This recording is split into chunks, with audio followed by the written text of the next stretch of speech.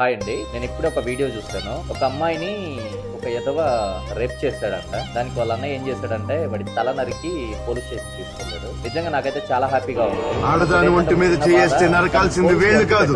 ఏం చేస్తారు ఇక్కడ ఏంటి అంటే ఎవరైనా అమ్మాయిని ఇలా రేప్ చేసినప్పుడు ఆడదాని ఒంటి మీద చేస్తే నరకాల్సింది వేళ్ళు కాదు. పేరు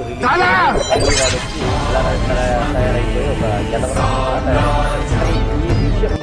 ఆడదాని ఒంటి మీద చేస్తే నరకాల్సింది వేళ్ళు కాదు. మంది ఎదవ నాకు చాలా బాధ మొన్న చూస్తే 3వ తరగతి పాప మీద 7వ తరగతి చదివే ఆడదాని ఒంటి మీద చేస్తే నరకాల్సింది వేళ్ళు కాదు.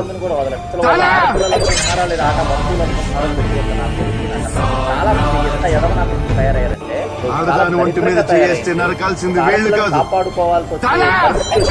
భారతదేశానికి స్వతంత్రం వచ్చింది అర్ధరాత్రి 12 అర్ధరాత్రి కాదు. ఇప్పుడు ప్రజెంట్ ఒక అమ్మాయి రోడ్ల ఆడదాని ఒంటి మీద చేస్తే నరకాల్సింది వేళ్ళు కాదు. ప్రతి ఒక్కరు చేస్తే అలానే చేయాలి.